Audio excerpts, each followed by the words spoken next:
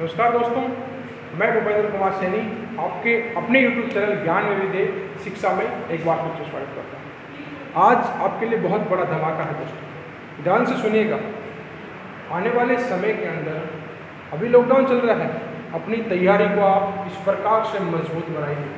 मेरे साथ विश्वास दिलाता हूँ मैं आपको। आज आपके जितने भी एग्ज़ाम हैं, उन एग्ज़ामों के जिसके भी एग्ज़ाम जैसे पटवार का हो, राजस्थान पुलिस का हो, रिट का हो, आगे मान लो फर्स्ट ग्रेड का हो, राजस्थान हाई कोर्ट के अंदर LDC की वैकेंसी आने वाली है, चतुश्रेणी कर्मचारी की फार्म भरे जा चुके हैं। उन सभी के लिए जिस भी एग्ज़ाम में राजस्थान का इतिहास पूछा जाता है यानी राजस्थान जीके पूछा जाता है, उसकी मैं आज शुरुआत करने जा रहा हूँ और कंटिन्यू मैं ये वीडियो अपलोड करता रहूँगा। आप कमेंट में चेक भी रहा है राजस्थान स्पेशल, राजस्थान इतिहास 18 शताब्दी की क्रांति। तो आज से मैं एक नई कड़ी शुरुआत कर रहा हूँ, लेकिन इसके लिए ज़रूरी है कि आपका सहयोग। जितने ज़्यादा आप लोग वीडियो को शेयर करेंगे, देखिएगा शेयर करने से, लाइक करने से, कमेंट करने से, हालांकि YouTube से किसी प्रकार का कोई फ़ायदा नहीं होता, वो अलग बातें हैं, बड़े चैनल बनता है तो अलग है, लेकिन कोई फ़ायदा भी नहीं है। इसका अर्थ कि जितना ज़्यादा आप वीडियो को देखकर कमेंट करेंगे, उससे उतना ज़्यादा मेरे को कर सकते हो एक ताकत मिलेगी आपके द्वारा। क्या मिलेगी? ताकत मिलेगी, और मैं समझ पाऊँगा कि हाँ, आप मेरे से अर्जन कर पा रहे हैं।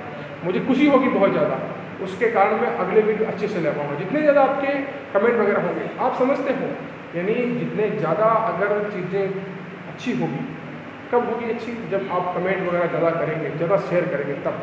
तो आज हम शुरू करेंगे राजस्थान में 18 शताब्दी की क्रांति। मैंने आपको समझा चुका हूँ 18 शताब्दी की क्रांति पिछले वीडियो में मेरी आधुनिक भारत के नाम से, किस नाम से? आधुनिक भारत के नाम से मैंने पूरी 18 शताब्दी की क्रांति करवाई है। क्या करवाई है? 18 शताब्दी की क्रांति भारत में पूरी कंप्लीट करवाई है। भारत के अंदर 18 शताब्दी की क्रांति को पूरा डिस्क्राइब किया है विस्तृत तरीके से। इंपॉर्टेंट फैक्ट मैंने डाले। आज मैं राजस्थान की बात करने जा रहा हूँ। किसकी बात करने जा रहा हूँ? राजस्थान। तो ध्यान से सुनिएगा। राजस्थान की शुरुआत की बात करें तो देखिएगा,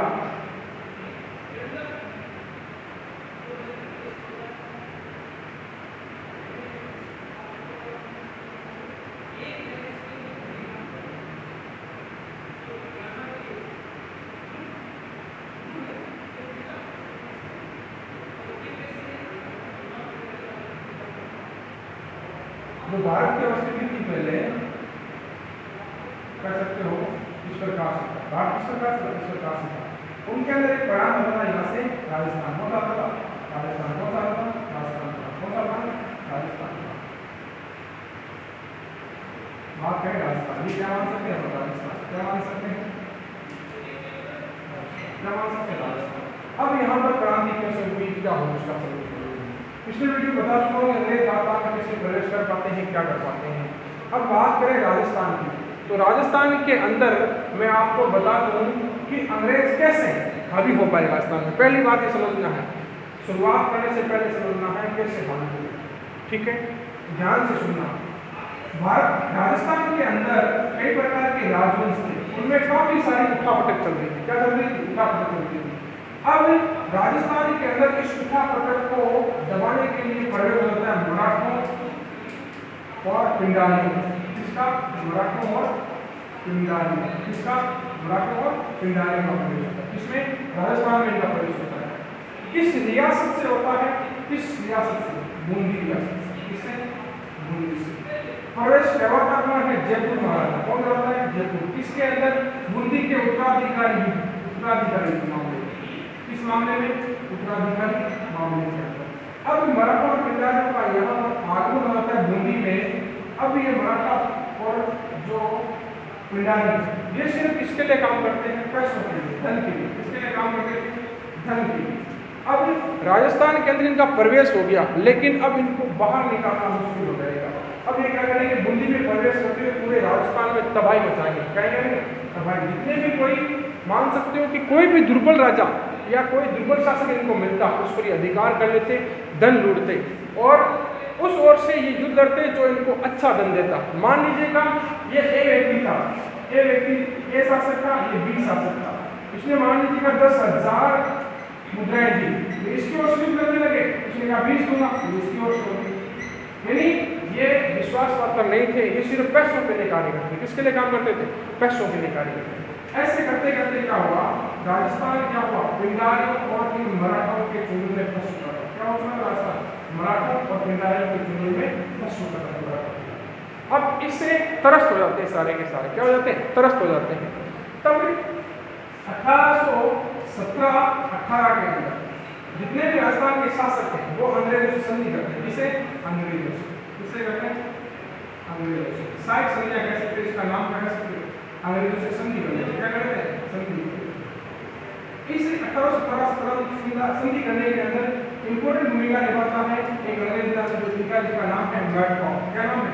अंग्रेज अधिकारी मैडकॉक। कई बार मिलता है कि अंग्रेजों के जो संधियां थी वो किसके द्वारा शुरू की गई थी? मैडकॉक के द्वारा। किसके द्वारा? मैडकॉक के द्वारा ये संधियां करता है। इस संधि के तहत होता क्या है कि जितने भी रियासतें हैं उनको क्या कहता है मैडकॉक कि हम क्या करेंगे, आपके राज्य की सुरक्षा करेंगे। क्या करेंगे? राज्य की सुरक्षा करेंगे। किससे? पिंडारियों और मराठों से। उसके बदले क्या करना होगा आपको? यहाँ पर शासकीय सेना रखनी होगी। क्या रखनी होगी? राजकीय सेना। क्या रखनी होगी? राजकीय सेना। देखना इंपॉर्टेंट फैक्ट यही शुरू होता है अगर हम शांति की बात करें तो राजकीय सेना है रखनी होगी। किसको रखनी होगी? शासकों को, जो भी शासक है उनको रखनी होगी। ठीक है। अब देखिएगा 1817-18 के अंदर संधि हो चुकी है। अब देखिएगा धीरे धीरे क्या करते हैं ये अंग्रेज पांव पसारना शुरू करते हैं राजस्थान में। क्या करते हैं? राजस्थान में पांव पसारना शुरू करते हैं। 17-18 में हो चुकी है। अब धीरे धीरे पांव पसारना शुरू करते हैं और 1832 के अंदर पूर्णतः अपने पांव जमा लेते राजस्थान में। कहां पर? राजस्थान में पूर्णतः अपना पांव जमा लेते 1832 के अंदर। 1832 में पांव जमाने के बाद अंग्रेजों को यह आभास होता है कि हमारा कोई एक ऐसा अच्छा खासा निवास स्थान, मुख्य अधिकारी है जो अंग्रेजों का मुख्य अधिकारी है, अंग्रेजों का जो मुख्य जो अधिकारी है उसका निवास स्थान होना चाहिए। बाकी तो अधिकारी होंगे लेकिन अंग्रेज अधिकारी का मुख्य निवास स्थान होना चाहिए। क्या होना चाहिए? मुख्य निवास स्थान होना चाहिए। अब वो करेंगे कहाँ? तो उन्होंने क्या कहा, यानी एक ऐसे स्थान पे निवास स्थान बनाते हैं यानी जो राजस्थान के एकदम सेंटर में है। तो आप जानते हैं सेंटर में राजस्थान के यहाँ अजमेर। क्या है? अजमेर। क्या है? अजमेर। तो यहाँ पे क्या करते हैं 1832 के अंदर अंग्रेज जो मुख्य अधिकारी का निवास होगा वो अजमेर के अंदर, जिसे कहते हैं राजपूताना रेजिडेंसी। क्या कहते हैं? राजपूताना रेजिडेंसी। इसकी स्थापना होती है। तो ध्यान से सुना, पिछले एग्जाम के अंदर पूछा जा चुका है क्वेश्चन। राजपूताना रेजिडेंट की स्थापना कब हुई थी? 1832 में। कहाँ होती? अजमेर में। कहाँ होती? अजमेर में। और अजमेर में बताओ और कहाँ होती? अजमेर में। ध्यान से सुना, अजमेर में कहाँ होती? अजमेर के अंदर एक दुर्ग है जिसका नाम है अकबर का किला। क्या नाम है? अकबर का किला। अकबर का किला। क्या नाम है इस दुर्ग का? अकबर का किला। और इस दुर्ग को क्या कहते हैं? मैगजीन दुर्ग। क्या कहते हैं? मैगजीन दुर्ग। क्या कहते हैं? मैगजीन दुर्ग। और क्या नाम है इसका? अकबर का दौलत खाना। क्या कहते हैं? अकबर का दौलत खाना। निर्माण करने के बाद अकबर का किला में मैगजीन, मैगजीन का होता है शस्त्रागार। क्या होता है? शस्त्रागार। क्या होता है? शस्त्रागार। क्या होता है? शस्त्रागार। अब दौलत खाना यानी अकबर का दौलत एक खजाना काफी नहीं रहता था। ठीक है। तो इस दुर्ग के अंदर राजपूताना रेजिडेंसी की स्थापना होती है। इसकी स्थापना होती है 1832 के अंदर राजपूताना रेजिडेंसी। किसकी? राजपूताना रेजिडेंसी। किसकी स्थापना? राजपूताना रेजिडेंसी यानी अंग्रेज अधिकारियों का मुख्य निवास स्थान। ठीक है। मुख्य निवास स्थान राजपूताना रेजिडेंसी। ठीक है। अब इसके बाद अंग्रेजों के राजपूताना रेजिडेंसी की स्थापना हो चुकी है। अब देखिएगा अंग्रेज क्या करेंगे। अब पूरे पूरे भारत की बात करें। किसकी बात करें? भारत की। वापस समझा रहा हूं आपको।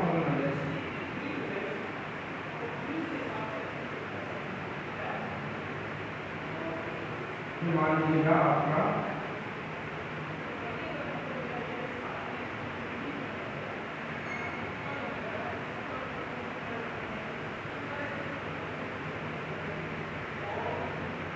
भारत बना था, मान लीजिए क्या था, भारत।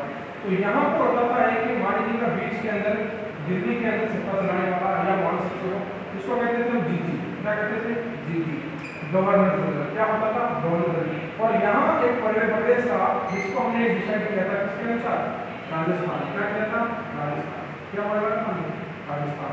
तो गवर्नर जनरल के नीचे एक कार्य करेगा राजस्थान में, जिसको कहेंगे हमने एजीजी। क्या कहेंगे, एजीजी। क्या कहेंगे, एजीजी। एजीजी क्या कहेंगे, एजीजी। क्या कहेंगे, एजीजी। एजीजी का अर्थ होता है एजेंट टू गवर्नर जनरल। क्या होता है, एजेंट टू गवर्नर जनरल। क्या होता है, एजेंट टू गवर्नर जनरल। इस एजीजी के नीचे भी राजस्थान के अंदर जितनी भी रियासतें हैं उनके अंदर काम करता था एक अंग्रेज अधिकारी। ये तो इसके नीचे कार्य करता है अध्यक्ष के रूप में, इसके नीचे काम करता था, उसे हम कहते थे पॉलिटिकल एजेंट। क्या कहते थे, पॉलिटिकल एजेंट। क्या कहते थे, पॉलिटिकल एजेंट। क्या कहते थे, पॉलिटिकल एजेंट। यानी सर्वप्रथम एजी आपका जीजी गवर्नर जनरल भारत के अंदर, कहां पर, भारत के अंदर। फिर यहाँ एजीजी, कौन, एजीजी। फिर एजीजी के नीचे पॉलिटिकल एजेंट, विभिन्न प्रकार के जो ठिकाने हैं या रियासतें हैं वहां पर कार्य करेंगे। ठीक है, ध्यान से सुना, गवर्नर जनरल। अब बात करें कि अगर की क्रांति के समय गवर्नर जनरल कौन था, ध्यान से सुना, लॉर्ड कैनिंग था। कौन था, लॉर्ड कैनिंग था। कौन था, लॉर्ड कैनिंग। ठीक है, राजस्थान के अंदर का स्वतंत्र एजीजी कौन था, ध्यान से सुना, George Patrick Lawrence. George Patrick Lawrence, ध्यान से सुना आपको, जॉर्ज पैट्रिक लॉरेंस था। कौन था, जॉर्ज पैट्रिक लॉरेंस था। और ये कैनिंग था कहां पे, ठीक है, भारत के अंदर। ठीक है, अब बात करें एक इंपॉर्टेंट फैक्ट, ये बताता हूं आपको, पॉलिटिकल एजेंट हो गए, इनको मैं आराम से आपको विस्तार से समझाऊंगा।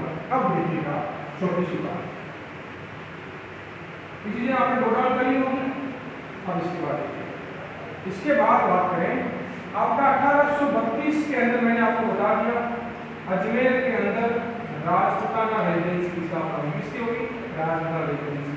अब जो ग्रीष्मकालीन रेजिडेंसी है, कौन सी ग्रीष्मकालीन रेजिडेंसी, ये तो है मान लीजिएगा जो तो आपके सर्दियों के अंदर है, या मान सकते हो शीतकालीन। कौन सी है, शीतकालीन। अब गर्मी जब बढ़ जाती थी तब अंग्रेज जो अधिकारी था A G G, agent to governor general, ये कहाँ रहता था, ध्यान से सुना। ये क्या, इसने एक निवास स्थान बनाया 1845 में।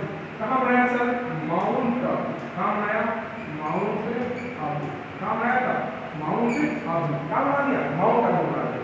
कौन सा, ग्रीष्मकालीन। कौन सा, ग्रीष्मकालीन। ग्रीष्मकालीन। कौन सा, ग्रीष्मकालीन। आवास इसने वहां पर बना दी। 1832 को अजमेर में है और 1845 में माउंट आबू में ग्रीष्मकालीन। अब देखिएगा, मैं बता देता हूँ कि ये जो स्थापना की गई थी राजपूताना रेजिडेंसी की, मैंने बताया राजपूताना रेजिडेंसी, राजपूताना रेजिडेंसी स्थापना की। इस समय आपसे क्वेश्चन किया जा सकता है कि जो भारत का गवर्नर जनरल, किसका, भारत का जीजी यानी गवर्नर जनरल, ये कौन था, ध्यान से सुना, विलियम बेंटिंग। कौन था, विलियम बेंटिंग। कौन था, विलियम बेंटिंग था। कौन था, विलियम बेंटिंग। वो ही विलियम बेंटिंग है जिसने 1829 में, कब 1829 के अंदर सती प्रथा पर रोक लगाई थी। किस पर रोक लगाई थी, सती प्रथा पर रोक लगाई थी। ये काफी फैक्ट दे रहा हूँ एक वीडियो के अंदर, ध्यान से सुनना, काफी फैक्ट दूंगा, ऐसे ही फैक्ट दूंगा मैं आपको, लेकिन आपको मेरा साथ देना होगा, मेरा हौसला बुलंद करना होगा, बढ़ाना होगा मेरा हौसला। ठीक है, तो ये सारी चीजें हो जाती है। ठीक है, राजपूताना रेजिडेंसी विलियम बेंटिंग का, कौन था, विलियम बेंटिंग। अब बात करें प्रथम एजीजी राजस्थान के अंदर, प्रथम एजीजी राजस्थान का प्रथम एजीजी,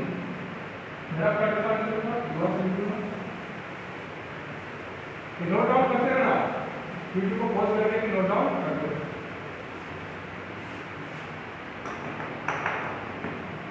राजस्थान के अंदर प्रथम एजीजी, राजस्थान में प्रथम एलजीजी कौन था? राजस्थान में प्रथम एलजीजी की बात करें तो प्रथम एलजीजी था राजस्थान में मिस्टर लॉकेट। कौन था? Mister locket. गले में लॉकेट पहनता था, याद करने के लिए बता रहा मिस्टर लॉकेट। कौन था? Mister locket. ठीक है, ये सारी चीजें।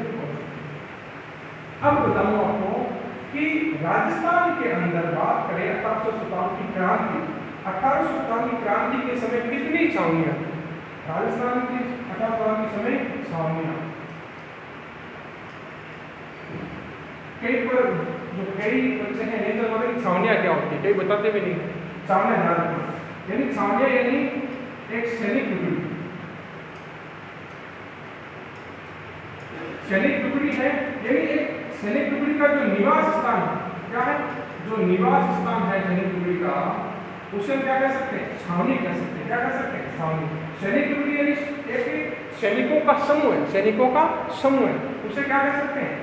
ठीक है, सैनिक टुकड़ी, सैनिक टुकड़ियों छावनी क्या होगी? छावनी। अब बताता हूँ आपको दो चीज छावनी। ठीक है, अब सैनिक छावनी मैं डायरेक्ट क्या होता है। ठीक है, तो एक सैनिक छावनी थी आपकी हैरिंगपुरा। कौन सी थी? हैरिंगपुरा। कौन सी थी? हैरिंगपुरा। दूसरी आपकी नीमच। कौन सी थी?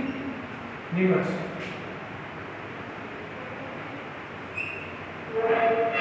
अगली ब्यावर। कौन सी थी? ब्यावर।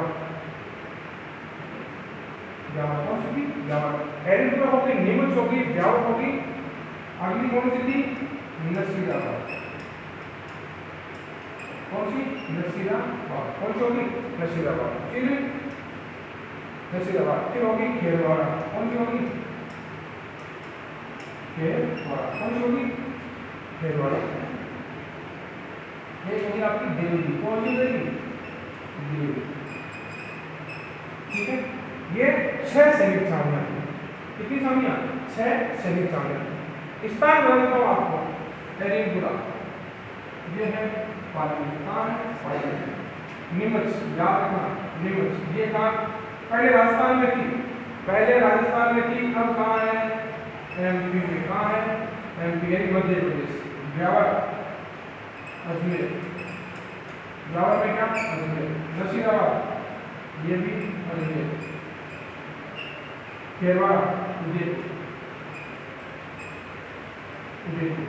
देवरी, देवरी का टोंक। ठीक है, अब और इम्पोर्टेंट क्वेश्चन इससे क्या बन सकता है सर? देखिएगा, ऐसी कौन सी सैनिक छावनी थी जिसने 1857 की क्रांति के अंदर भाग नहीं लिया? 1857 की क्रांति के अंदर भाग नहीं लिया, तो देखना कौन सी। एक तो कौन सी होगी आपकी? खेरवाड़ा। कौन सी होगी? खेरवाड़ा। कौन सी? खेरवाड़ा। खेरवाड़ा के अंदर कह सकते हो कि ये छावनी थी जिसने भाग नहीं लिया। कौन सी थी? एक थी ब्यावर। कौन सी थी? ब्यावर। कौन सी थी? ब्यावर। इन दोनों ने भाग नहीं लिया। कैसे? यानी यहाँ पर तो थी मेयर बटालियन। कौन सी थी? मेयर जनरल थी, उसकी बटालियन। किसकी थी? Mayor battalion. कौन सी थी? Mayor battalion. और तो खेरवाड़ा थी, यहाँ पर कौन सी थी? मीना। कौन सी थी? मीना बटालियन। कौन सी? मीना की बटालियन। किसकी बटालियन? मीना की बटालियन। ठीक है, यानी इन दो जातियों ने भाग नहीं लिया। कारण क्या रहा होगा? देखिएगा कि 1857 की क्रांति का तात्कालिक कारण क्या था? वो कारतूस प्रयोग था। किसके? पिछले वीडियो बता चुका हूँ कारतूस के बारे में। कारतूस का कारण था जिसमें चर्बी वगैरह लगी होती थी। ठीक है,